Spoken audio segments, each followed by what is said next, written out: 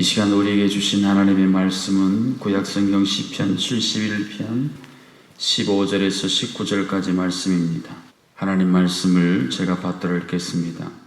내가 측량할 수 없는 주의 공의와 구원을 내 입으로 종일 전하리이다. 내가 주 여호와의 능하신 행적을 가지고 오겠사오며 주의 공의만 전하겠나이다. 하나님이여, 나를 어려서부터 교훈하셨으므로 내가 지금까지 주의 기이한 일들을 전하였나이다. 하나님이여, 내가 늙어 백발이 될 때에도 나를 버리지 마시며 내가 주의 힘을 후대에 전하고 주의 능력을 장래의 모든 사람에게 전하기까지 나를 버리지 마소서. 하나님이여, 주의 의가 또한 지극히 높으시니이다. 하나님이여, 주께서 큰 일을 행하셨사오니 누가 주와 같으리이까. 아멘. 지내면 지낼수록 처음에는 도무지 알 수 없는 참 진기한 진국 같은 모습을 드러내는 분들이 계세요.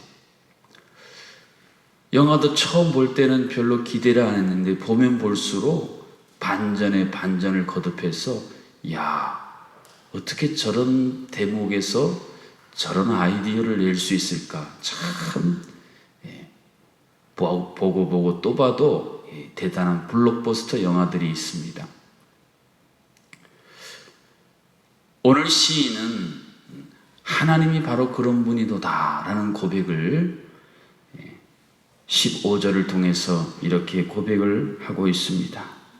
내가 측량할 수 없는 주의 공의와 구원을 내 입으로 종일 전하리이다. 하나님이 측량할 수 없는 분이시다, 그런 말씀입니다. 그래서 너무 경이롭고 너무 놀라서 자신의 입으로 그냥 결심 안 해도 저절로 하나님의 놀라움에 대해서 말할 수밖에 없다. 여러분, 이게 신앙이 아니겠습니까? 우리가 믿는 하나님이 섬기면 섬길수록, 고난을 당하면 당할수록 그 속에서 더욱 진가를 발휘하시고, 이전에는 알지 못했던 야곱이 광야길을 가다가 하나님께서 여기 계시건을 내가 알지 못했구나. 위기의 상황 속에서 하나님의 더 깊은 역사를 체험하고 하나님에 대해서 감격하여 했던 그 놀라운 고백들, 오늘 시인이 우리에게 들려주는 하나님이시고 오늘 우리들이 다시 한번 찾아야 할 바로 그 하나님이십니다. 특별히 어떤 부분에 대해서 측량할 수 없다고 고백하고 있습니까? 주의 공의와 구원이라 했습니다. 하나님이 갖고 계시는 여러 가지 속성 중에 굉장히 중요한 두 가지의 하나님의 속성을 측량할 수 없다고 비유하고 있는데, 주의 공의라고 했습니다. 여기서 공의라는 말이 갖고 있는 의미는 정의롭다 그런 뜻이 아니고, 하나님께서 갖고 계신 그 의로움이 얼마나 무궁무진한지, 그 하나님의 엄청난 의로 우리를 탁 덮으셔서 너는 의로운 존재다, 그렇게 말씀하실 정도로 하나님의 의로우심은 측량할 수 없다는 거예요. 사도 바울은 이것을 이신칭의라고 하지 않았습니까? 우리가 본래 의로운 존재가 아닙니다. 인간은 타락한 이후로 사실은 의와는 전혀 상관없는 존재로 완전히 변종이 되어버려요. 암도 그렇고 요즘에 이 코로나도 그렇고 계속 변종하니까 백신 찾기가 그렇게 힘든다고 합니다. 죄라는 것은요, 더 무섭습니다. 얼마나 인간을 변질시키는지. 그래서 우리는 하나님 앞에서 감히 의롭다고 명함도 못 내밀 존재인데, 하나님의 의가 너무너무 대단하고 엄청나니까 그것으로 우리를 한번 탁 스치기만 해도 우리를 의로운 존재가 되게 하실 정도로 하나님의 의로우심은 놀랍다는 것입니다. 우리가 신앙생활 하면서 여러분은 뭐에 감격하세요? 뭐가 그렇게 감사하십니까? 사실은 이 신앙의 가장 기본 출발점인 가장 기초가 되는 이 죄인인 나를 하나님이 의롭다 여겨주신 이 사실에 대해서 그 의미가 뭔지 깨닫지도 못하고 그것에 대한 감사를 잃어버리고 엉뚱하고 다른 것들로 말미암아 행하려고 한다면 순서가 잘못되어졌습니다. 오늘 이 새벽에 의롭다고 말하기에는 단 1%도 없는 나를 의로운 존재로 변화시켜 주신 이 측량할 수 없는 하나님의 의로우심, 그것에 깊이 감사하고 감격하는 시간이 될 수 있기를 주님의 이름으로 축복합니다. 하나님이 얼마나 대단한 의로 덮으셨습니까? 아브라함 여러분 일생을 보세요. 사실은 참 결핍사항이 많고 어찌 보면 참 부끄럽고 불의한 존재였는데 하나님이 그를 너는 내 친구다라고 여겨주실 만큼 엄청난 하나님의 의로우심으로 그를 믿음의 조상의 자리까지 쭉 끌어올려 주시지 않습니까? 구원이라 그랬습니다.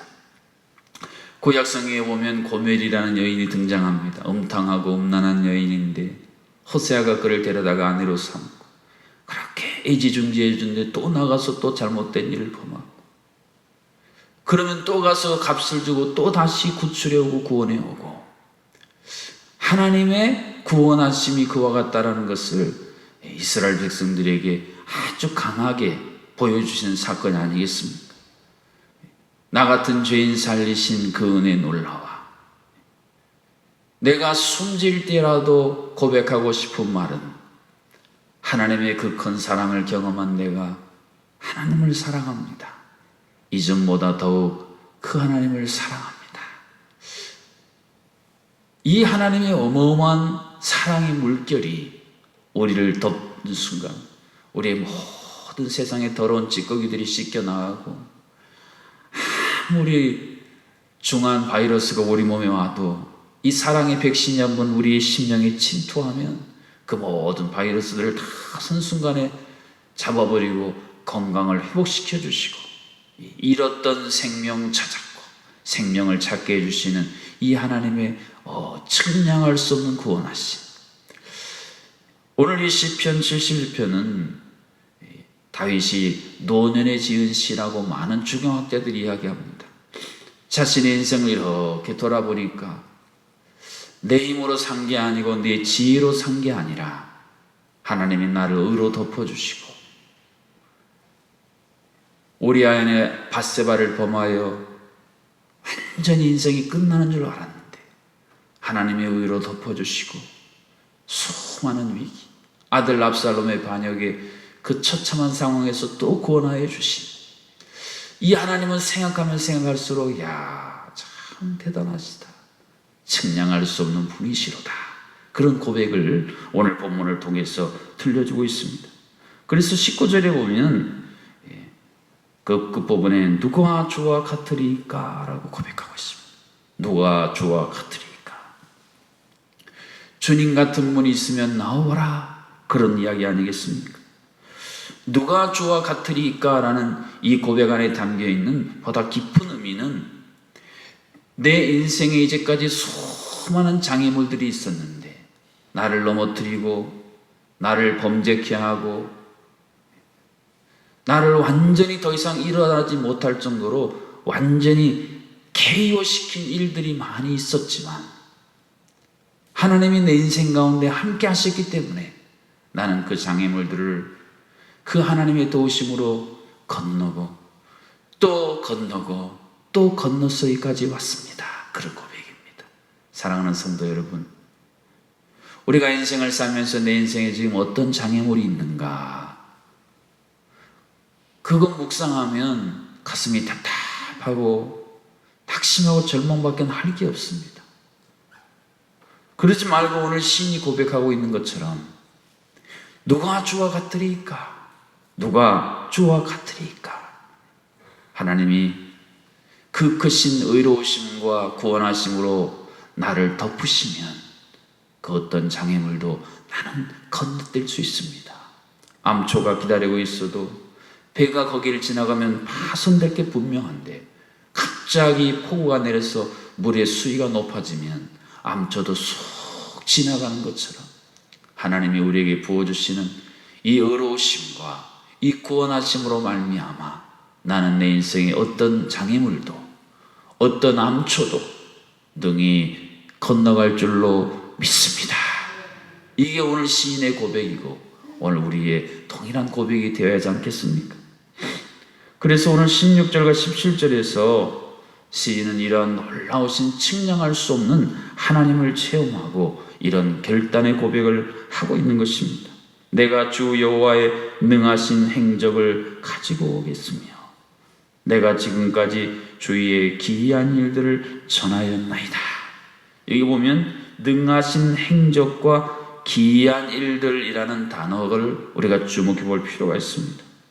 능하신 행적은 이 전쟁 용어입니다. 전쟁에서 장수가 탁 일어나가지고 불리했던 전쟁의 상황을 완전히 뒤바꾸는, 기대도 안 했는데 프랑스의 잔다르크라는 그 어린 여인이 갑자기 일어나서 영국군을 물리치고, 그래서 프랑스가 완전히 열세였는데 전세를 변화시켰던, 그럴 때 사용하는 단어가 능하신 행적입니다. 전쟁에 능하신 만군의 여호와 하나님께서 우리 인생의 전쟁 가운데 개입하셨어. 그분이 행하셨던 무용담, 구약의 사무엘 상하에 보면 이스라엘 용사들의 무용담들이 나옵니다. 막대기 하나로 몇 명을 무찌르고 또 어떤 엄청난 거인들을 무찌르고, 하나님께서 우리 인생의 전쟁 가운데서 친히 임하셔서 왕이 되셔서 행하셨던 놀라운 무용담들을 내가 이야기하겠다 그런 이야기. 아마 우리 이 중에도 전쟁에 월남전이나 또 유교에 참전하셔서 혁혁한 공을 세우신 분이 계시다면 아마 자녀들 자손들에게 대만대면 이야기하시는 게, 야, 내가 어떤 전투에 참여했는데 총탄이 빗발치는데 내가 거기 탁 뚫고 저기에 고지를 내가 우리나라 태극기를 탁 꼽았다. 그 무용담이에요. 하나님께서 우리 인생 가운데 행하신 일들은 우리가 찾아보면 찾아볼수록 무한히 쏟아져 나오는 그 하나님의 능하신 행적을 내가 깨닫고 그것을 모르는 사람들에게 전하고 싶다, 전할 수밖에 없다 그런 이야기입니다. 기이한 일들은 무엇입니까? 경이로운 거예요. 내가 갖고 있는 생각이나 내가 갖고 있는 용량을 완전히 뛰어넘으시는 하나님의 그 엄청난 일들에 대해서 그저 내가 할 수 있는 한도 내에서, 그저 내가 고백할 수 있는 한도 내에서 이것을 전하며 살겠습니다 그런 이야기입니다. 오늘 시인은 사실은 시편 전체를 돌아보면 많은 어려움과 고난과 고통들이 있습니다. 그런데 이렇게 과거를 회상해 보면서 이 과거를 회상하는 그 회상 속에서 신뢰라는 이 다듬어진 예물을 가지고 하나님 앞에 올려드리는 모습을 보여주고 있습니다. 내 인생 과거에 하나님이 이렇게 행하셨구나. 그때 하나님은 내가 예측할 수 없는, 측량할 수 없는 놀라운 일들을 내게 주셨구나. 그렇다면 오늘 내가 이거 꼭 붙들고 오늘 이 시간 현재 내가 직면하고 있는 동일한 어려움도 동일한 장애물도 내가 뚫고 나가야지. 뚫고 나아가 측량할 수 없는 하나님을 다시금 이 세상 속에 내가 선포하며 살아야지. 이런 결단이 바로 시편 71편의 결론적인 고백입니다.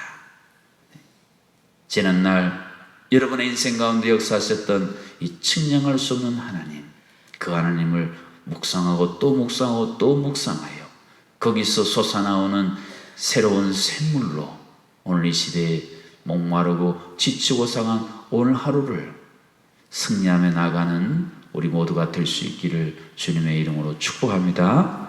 이 시간도 하늘 문을 여시고 우리 가운데 의의 빗줄기를 내려 주시사 하나님의 그 의로우심에 우리가 나가게 하시고 구원으로 우리를 덮으소서 기도하시고, 오늘 우리 함께 기도의 제목인 위축된 경제로 고통당하는 가정과 일터를 살려주시도록, 이 위기를 기회로 삼고 다시 일어날 수 있는 담대함을 주시도록 우리 주신 말씀 묵상하면서 함께 합심으로 기도하겠습니다.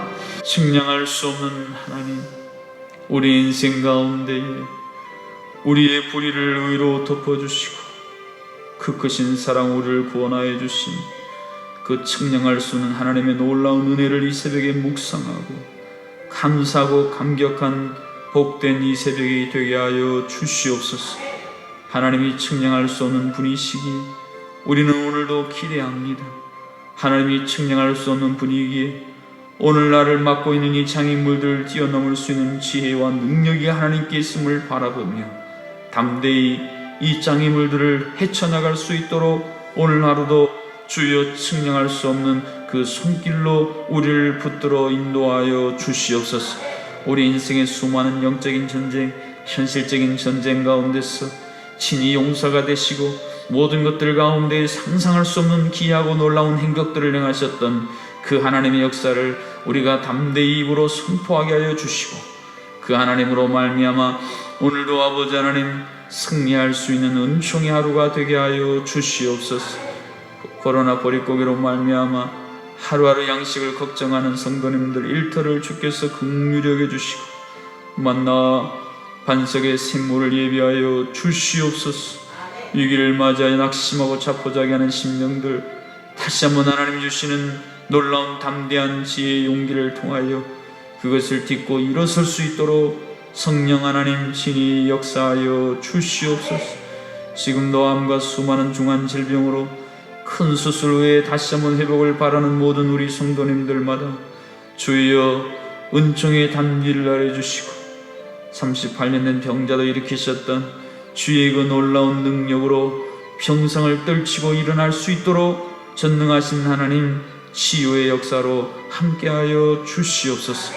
아버지, 하루하루 살아가는 것이 힘들고 어렵고 버겁고 절망스러울 때마다 내가 너와 함께하리라, 내가 너를 굳세게 하리라, 내가 참으로 너를 도와주리라 약속하시던 말씀 붙들고 오늘 하루도 주여 믿음의 반석에 굳건히 있어서 신뢰의 예물 하나님 앞으로 올려드리는 오늘 하루의 삶이 되게 하여 주시옵소서. 예수님의 이름으로 기도하옵나이다. 아멘. 이제는 이 땅에 오셔서 측량할 수 없는 놀라운 생명의 말씀과 놀라운 이적을